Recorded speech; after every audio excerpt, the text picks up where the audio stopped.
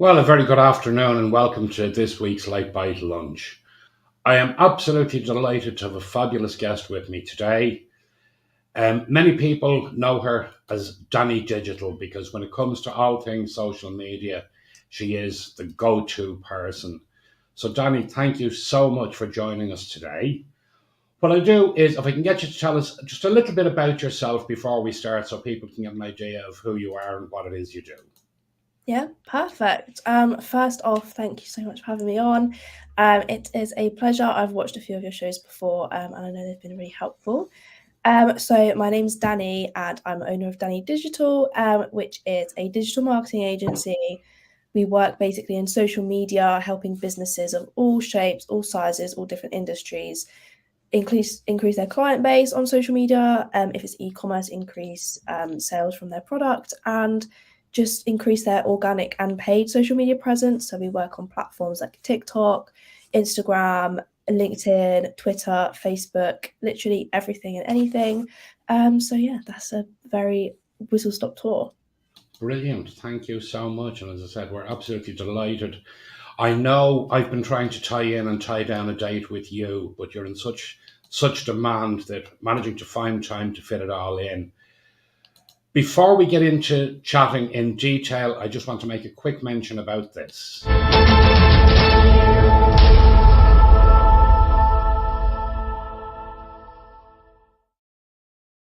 Yes, indeed, it is award season again, and the tickets are now on sale for this year's Micro Business Awards. For the Irish finals, the awards are being held on the 15th of October in the Osprey Hotel in Naas, County Kildare. The UK finals date, we're still waiting on a confirmed date on that, but we will bring you that as soon as we have it. For anyone that's interested in getting tickets, the early bird tickets are on sale at the moment. And for more information, you can drop us over an email at microbusinessawards@gmail.com. The other thing we are looking for is we're looking for a new business or an existing business that would like to create our trophies for us. If you'd like to quote for that role, then by all means, again, drop us over an email. It's at the bottom of the screen there, microbusinessawards@gmail.com. And we will be more than happy to have a chat with you and discuss what you can do, what sort of costs are going to be involved, etc. And now we'll go back to the main show.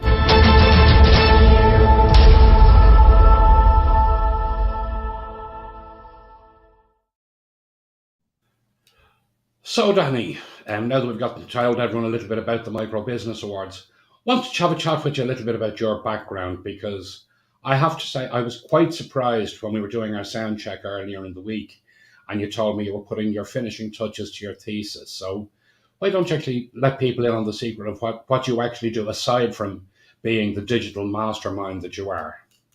Yeah, definitely. So I'm still currently at university, pretty much finished now, and I'll be graduating in July, so really exciting. So I'm studying biochemistry, which everyone's like, what? Like, it's so unrelated, but that was just kind of another one of my passions. And I went to university before I started my business, so I kind of just wanted to finish it out till the end, like keep putting in the hard work to get my degree. And yeah, people are always shocked when I say biochemistry, but yeah. Yeah, no, absolutely, and I think it's lovely to show such a diversity in passions that to be able to do that. So, how did you actually get started in social media? Was it something you really wanted to do? Was it something you fell into by accident by helping one person out and it just spiraled? Or It was definitely more of a falling into it by accident. So I took a placement year out after my second year at university, and I worked for my university students' union, running their social media. I had already done part-time social media work, just doing Instagram stories, editing YouTube videos, really kind of low level stuff. And yeah, so I did that for a year. And during that year, I did a foundation degree in social media. And I just realized I loved it so much. The degree taught me more about the strategy side of it, like how to hook in customers, how to actually market. And then I used that obviously in my experience for using Instagram channels and Facebook channels at the union. And then after my placement finished, I was like, do you know what? Like, I love this so much. I kind of just want to like get into it more. And that was kind of the silver lining of my COVID lockdown. So I started to think about this about a month or two before I was meant to leave my placement, as it was just a year. And I got put on furlough 3 days a week in lockdown because there was no events going on. They didn't need social media coverage. And so I got really bored. I'm a very like worky person, so I just kind of got into the social media, made an Instagram sharing like tips and tricks for small businesses. I never knew that you could work in social media doing it as a job. I don't know why I didn't research it before. I just didn't even know. But then from my Instagram, I had businesses coming to me like, "Oh my gosh, like you know what you're doing? Please, could you help us?" So I was like, "Yeah, like I would love to." And yeah, from there it literally just grew and grew. And yeah, it's gone a bit crazy. But that was just over a year ago now that I first started my Instagram. Brilliant. Well, it's great to see. And again, I think it's the old story that where you say, I've never yet met an entrepreneur who isn't mad to keep working. And it's working, it is that working that drives them on. It's not always about seeing a huge profit come out of it, but it's the actual urge to actually achieve is, I think, is a large part of it. Mm. So for anyone that's watching today that's thinking, I really need to look at my whole social media strategy, what would you say are the first things they should do to look at building that strategy? Yeah. So the first kind of few steps will be basically the same for every business, no matter whether you're a hairdresser or you're selling products or you're a cafe or anything like that. The first thing you really need to do is look at your target audience. So, who are you trying to target? And try and think of the demographics. Are they male? Are they female? What age range are they going to be? What are they going to be interested in? Say, take the example of the hairdressers. You're not really going to be wanting to target men aged between 40 and 50 because your client base isn't going to be in there. If you're a hairdresser, you're probably going to want to target females in between the age of, say, 20 and 50 for a normal salon. And you can even, depending on kind of the vibe of your salon, you can take that even further. Even say if you're very aesthetic inside and it's very Instagram worthy, you could even target younger audiences, say from 15 to 25, for people who want like a pampering experience. Depending on your particular business, just start thinking about your target audience. And from there, again, think about their interests. And the main mistake that most businesses make in social media is they're constantly talking about themselves, which is natural. It's what everyone does when they think, oh, I'm going to start an Instagram for my business. I'm just going to talk about what we do. But what you need to think about is, what are your audience going to want to hear? Like, are you going to provide them educational content, inform them on different things? Are you going to be funny, share some memes, make some funny videos? Or are you going to be very professional? Kind of think about the vibe that you want to give to your audience, but whatever vibe you pick, they should be getting something out of it. So it shouldn't always be you going, here's what we offer. Oh, here's a client from today that got their hair done, for example. It should be providing, oh, again, if you're a hairdresser, here's some tips to take care of your hair, things that they're actually going to want to follow you for.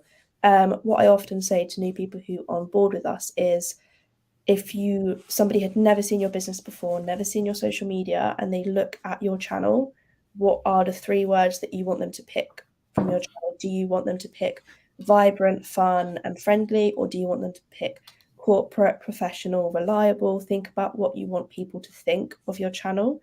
And then you can even go to family members or even some friends or even random people, ask on your Instagram stories, what like vibe do you get from our page? And you can put a poll up and just see what people say. So yeah, just definitely really knowing your target audience. Yeah, I have a question in for you has come in there from Monique through Facebook. Do you feel that any one social media platform is more successful at raising one's business profile than others? That is a difficult question. I would say for 75-80% of businesses. So for most businesses, TikTok is going to be the social platform of choice. I know people will probably like scared when I say TikTok, but simply because at the moment it still is a relatively new platform. So the organic reach that you're going to get is way more than Instagram and Facebook.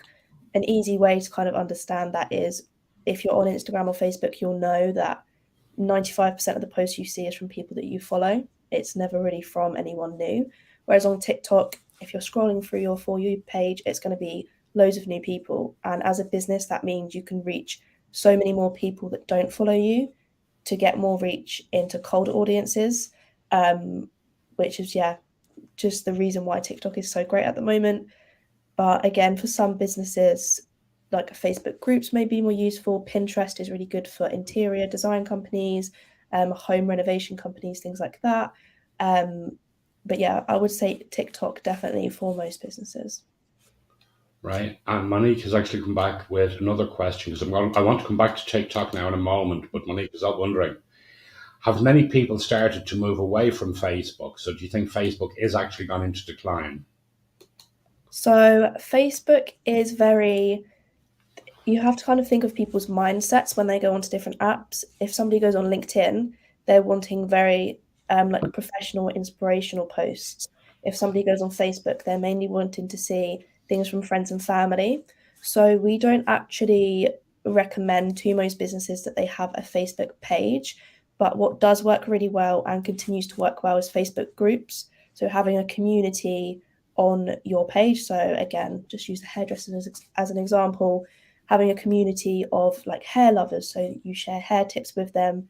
You do like a feel good Friday. What's your favorite quote on Friday? Your favorite inspirational quote, and having that kind of more personal connection rather than a Facebook page where you do just give out information and say, here's what we do. Like maybe here's some time slots we have left next week. Creating that like community vibe. I feel like will always be really good on Facebook. And again, it shows things like WhatsApp groups, Discord groups do really good where you're actually making people feel like they're involved in a group rather than just following a page, if that makes sense. Yeah, the only issue that is coming up, I don't know if it's becoming a big issue in the UK, but certainly in Ireland, the big issue with WhatsApp groups is GDPR because basically every member of the group has every member's phone number. Yeah. So in my experience, no, I've never come across somebody who is kind of cautious of that and wary. I do work with a lot of kind of younger audiences, so maybe that's why. But again, Discord is really good as well because you can set up different channels. You can have a main group, and obviously, it's a lot more kind of protected. You can also use Telegram, which is even more encrypted. I know WhatsApp is coming up in the news quite a lot recently in the social media world for being a bit insecure. I'm not sure how accurate that is, but Yeah. that's just kind of the rumors at the moment. And the other one that I've started using recently is Slack, Yeah. which again I find certainly has its uses in particular ways. So going back to TikTok, I know you managed to spend a fun weekend in Dublin with the people in TikTok. So what were you coming over to do? Were you coming over to teach them how to actually get the very best out of it? Yeah. So we basically, I took my team over to Dublin and we were just basically creating loads of content for a new brand that we're launching. And we went over to see a client as well who we run the TikTok for. And basically, we didn't so much, a lot of it, we just had fun, to be honest. But a lot of it as well, we were just kind of filming and getting that content. So for TikTok, if anybody watching has used it, you probably know trends can come and go within the space of days. So it's very hard to plan Absolutely. content. Whereas Instagram, you can plan content for a month in advance. You can't really do that with TikTok if you're trying to get the best reach. So what we tend to do is we'll just film portrait on your phone. So if you just like hold your phone like that and film whatever, you can then take clips from that to use in different trends. So even though you've filmed it like say a month or two ago, you can still make it relevant to trends. So yeah, that's what we were doing. We had our professional videographer with us as well. Adam, who was creating a professional style video, which was more landscape, like a YouTube style video. And yeah, we just also had fun when we were there. Well, I think, and that is, I think you've just caught one of the key words for any small business. There has to be an element of fun to it because it's so hard to make money in the first couple of years that if you don't have that fun element, you just go. Firstly, you'll go mad, but secondly, you will actually lose what passion you do have to begin with. Yeah, definitely. And even things like we went out with our client for some cocktails and things like that. I shared a post on it on LinkedIn, and um, obviously I got a lot of positive comments, but there were a couple of comments that were like, "Oh, I'm not sure. Like you should be having like cocktails with your clients." And a big thing with us in our relationship between us and our clients is obviously we keep it professional, but we also don't like to be too corporate. And I personally never wanted to have a really corporate company. I always wanted it there to be like a friendly nature. So if a client is having a bad day or something, they can still come to us. Like we're not just there to, oh, we've done some Instagram posts, there you go. Like we want to have that relationship. Um, and yeah, some people were a bit like, oh, you take your client out for cocktails, but yeah, just having fun, not just within the team, but also with clients. And yeah. Yeah. No, absolutely, absolutely. And again, right, the right time to be talking about it with World Cocktail Day approaching tomorrow. Yes. So plans will have to be made for that. Yes, I will definitely be having a pina colada tomorrow to celebrate. That's it. Only one or one at a time. One in each hand. One in each hand. That works. Now, as you know, every guest who comes on the show is asked the same question. What is your favorite light bite lunch? So if you were going to grab something very quick to eat, what is it you like to go for? Okay, so this one is, it's not weird, but it's also not normal, I feel like. So in the supermarket, they look like the microwavable rice packets, but they're not. They're like grains and it's mixed with like curry sauce. And it's in a little pouch and you just microwave it for 2 minutes, and it's like I get like ones with grains in it, so it's got like chickpeas, basmati rice, wild rice, and also just loads of healthy stuff, and then it's like coated in a sauce. And if I'm like in a rush or I've got like 5 minutes before I have to leave, I'll just chuck one of those in and eat that in a little bowl. Very nice. Again, quick and easy, and that's exactly Mm. what you want. So tell me, what is the best way for a non-visual business to use well, firstly, before I actually get onto that, should every business be on every type of social media, or should it actually be narrowed down? Yeah, so every business should be on social media, but not every type of social media. Um, if you do want to get the most reach and hit the most people, obviously it'd be good to be on every social media, but it's much better to focus on one or two channels. We have 3 or 4 now just because we've expanded and we can be on that many channels, but it is a lot better to stick to the one, or if you can, two. And to do this, you want to think again of your business type. Are you B2C, which is business to customer? So are you selling something to individual people? Or are you B2B, which is business to business? Are you a wholesaler trying to sell a bulk of things to another company? Um, think of that. So for B2B, which is more your business is selling to another business. For example, Apple could be trying to sell a like bulk MacBooks to different companies to use for their employees. They're ordering hundreds of thousands like at a time. So that for that type of company, you want to be mainly on LinkedIn, which is where all the business owners kind of are. It's kind of like a Facebook for business owners in a way. That's how I think of it and explain it to people who have not used it before. But yeah, I don't know if people would agree with that. But yeah, so B2B, you want to kind of be on more the professional channels, LinkedIn, even TikTok could work. And then obviously B2C, you want to be like more Instagram, Pinterest, TikTok. So do tailor your channels. Also think of your target audience.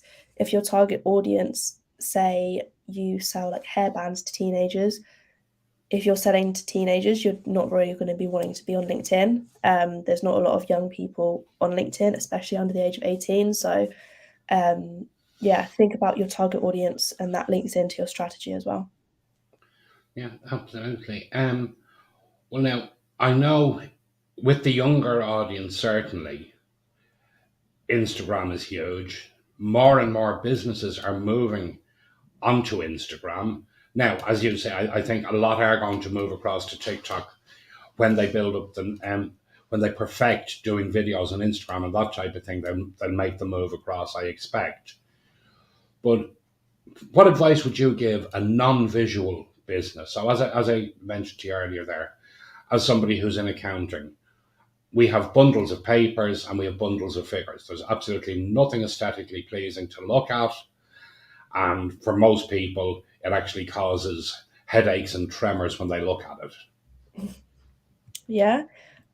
First off, your Instagram doesn't have to be the most aesthetic thing. As a business owner, you can even just show like selfies and stuff. I often do some just like me on my desk. But on the same page as that, if you did want it, say if you're an accountant, you want it to look really pretty. My view is that you can make anything look aesthetic. So, for example, you could do some infographics on like accountancy advice for beginners, or here's 5 things you didn't know about accounting. Graphics like that, and you can design those and obviously post them up. Carousel posts are really good for that. So you have like the title post, and then people can swipe through and view all the information. And again, even if you were more like wanting to hit like a funny side of things, you could do memes even of your messy desk and your bundle of papers, and just be like the life of an accountant, and like things like that that are going to relate to people. And yeah, you can just make it aesthetic that way. It doesn't have to be very like cohesive all the time. Say if you've got a logo, like even if you just post like a selfie, like I said, or your desk, put your little logo on the bottom. And yeah, I'm sure it will look just as great as if you had a really nice graphic on every post. Yeah, I might consider it. As I said, I am on Instagram. I don't think I've ever actually posted on Instagram. So maybe that's going to be something to target. Now, I know you have released a new planner. And in every time I'm getting you to talk about yourself, you haven't brought it up. Very, very nice of you. But if you want to tell people about your planner and what it is they actually get in your planner. Yeah, definitely. So we made these planners, myself and one of my clients. So she runs a planner business. She's called Girl Got a Change. She's amazing. She's also from Ireland. That was the client we were visiting in Dublin.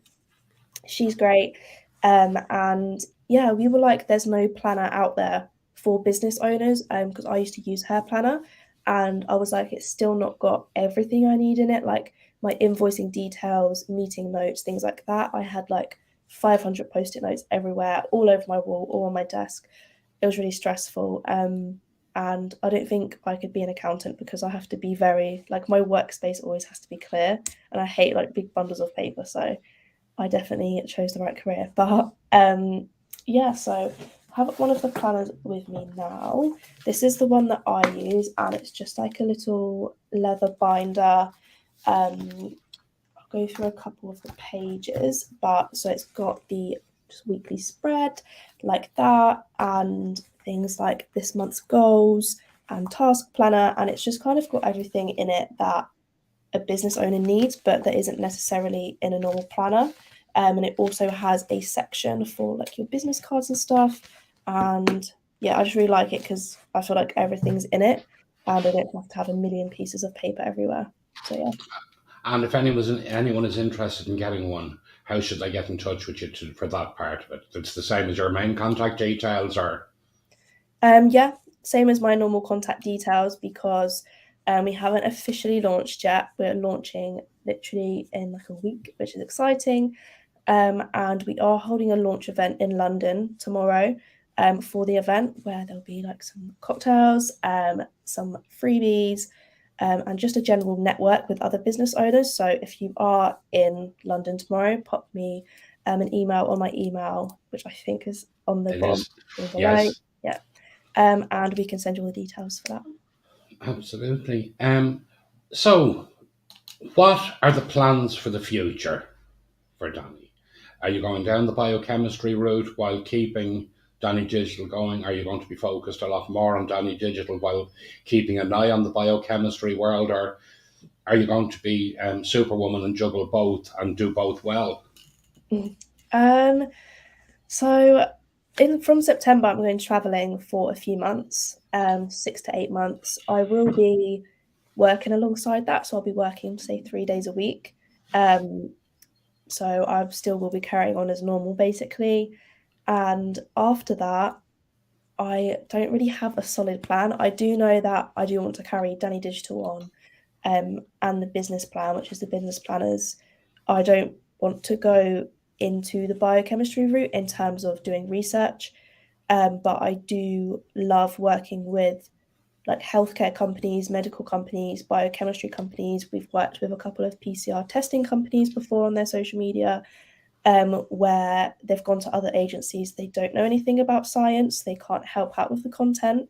So I feel like it's very niche. We can help with all science companies, healthcare companies, and obviously, I know what they're talking about. I can write the content. They don't have to then write the content for another agency, who doesn't really know what they're talking about. So yeah, I would love to integrate the two and eventually have a big client base of just kind of sciencey STEM companies. But yeah, there's no like solid plan. I know I want to carry on with it, but I'm not sure what route it's going to go down yet. But I will just see at the time. Yeah, no, well, as I said, I mean, I really appreciate, because as I said, I appreciate. I think we first spoke back in February or March about bringing you on the show, and it's been great fun just trying to tie down schedules when works for everybody. And as I said, I really do appreciate you coming up on the show today. If somebody came to you, um, if somebody came to you and said, "Do you know what? I have a great idea for a business," and they give you a rough outline of the business and what it is, right? What advice would you give that would be generic to anyone starting a business? Before you even start, what do you think they should be looking at doing?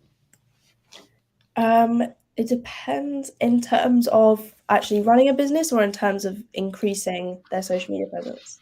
Well, no, first off, because I mean, until they're up and have the business up and running, they're not going to have, they're not going to have a need for a social media presence. So, like, would you say just jump head first straight in? Would you say take the cautious approach, ask people their opinion? Like, what advice would you give them from Yeah. your own experience?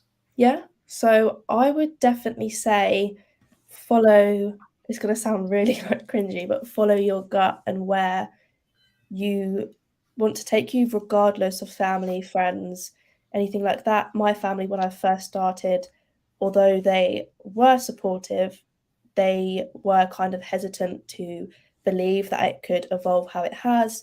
And regardless of what your inner circle is telling you or what like your thoughts are telling you, am I gonna be able to do this? Is it a risky investment? Just follow your gut. If it's something you really want to do, um, just do it, I guess. And when it comes to making those decisions about, even if it's about you're building your website before you launch or you're thinking about hiring someone part-time, don't obviously take opinions from other people, but the real person that you should listen to is yourself. So if you think you should do something, again, just do it. It can be very hard. You'll see all these people on social media say, again, you're a hairdresser. You see all these hairdressers that are fully booked out. They've got amazing social media, and they're saying like, you need to do this, this, and this. Like, don't take that as, oh, I now need to do that. Like, still follow your own path. And probably just to summarize, I feel like I've rambled on for ages now. To summarize, like enjoy the journey while you're on it. So obviously you have to think of the end goal. Oh, I want to be fully booked out. But while you're on that journey to get fully booked out, enjoy it where you are and just sometimes like sit down and be like, oh, like this is how far I've come, this is amazing, and just stop focusing on that end goal so much and like rushing to get there. Just calm down and enjoy the journey. That way you're going to get less burnt out. You'll probably have a bit better mental health, and yeah, you'll just enjoy it a lot more. Yeah, of course. The only caveat I will say to you on that is never ask an Irish mommy if it's a good idea. Because if it's coming from her son or her daughter, I guarantee it's the best idea that no one has ever thought of. The other little bit of advice I would add to that, I mean, everything you say, 100% agree with you, but spend as much time looking at those who have failed in what you're looking to go into, because you can actually learn a huge amount more from that. Now, we're going to finish up very shortly, but because I know you have a lot to get done this afternoon, and unfortunately, so do I. So, I am going to leave you with one final question, and I'm throwing this at you by surprise. Oh. If you were to have a very sizable win on the lottery, Mm-hmm. how would you spend it? And I suspect it'll be to do with your travel when you're heading away. It's actually not. So I have thought about this question before. Like, so I don't gamble on anything. I'll get a scratch card maybe once a year. That's literally it. I always get the Monopoly ones because I love Monopoly, but I've never done the lottery. I've never gambled, so the chances of me winning the lottery are very low. But if I did win, I've always said to myself I would take about 80% of it and put it straight into investments, whether it's a savings pot, premium bonds, or investing in property, because investing in property is something I also want to do. And then that 20% is just for me to do what I want with it. So the 80 has to go into something like useful. It has to go into investment or property. And the 20% I would probably take about 10 and share it between friends and family. Like I would love to buy my mum a house. I'd love to buy my dad a house, and also my brother. I'd share it that way first, and then I'd buy maybe like a bag that I wanted. It's difficult, like maybe a car. I'm not very materialistic as a person. The way I grew up, like I did grow up in a bit of poverty when I was younger, so I'm not very focused on. Like I feel like it'd be a waste of money if I spent say £5,000 on a bag. So I feel like again I'd just buy something for the house or like a nice car that's gonna last ages. And yeah, most of it just go in investments. Yeah, see, I knew when I first spoke to you, you had a really good business head, because, as anyone knows, that's very much along the lines of previous suggestions I have made, that you don't go spending money on things. You go and you see which bank is going to buy these things for you to have your money in their control. So, absolutely agree with you there. Well, listen, we're going to call it early there today because, as I said, there's a lot to do. Thank you so much for joining us.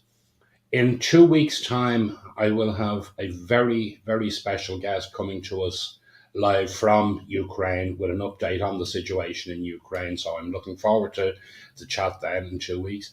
And Danny, in the meantime, thank you very much for joining us. And I do look forward to seeing and to catching up with you the next time you're in Dublin, or the next time I'm over around London. Yes, that would be so fun. Thank you for having me. Okay, thanks a lot. Thank you.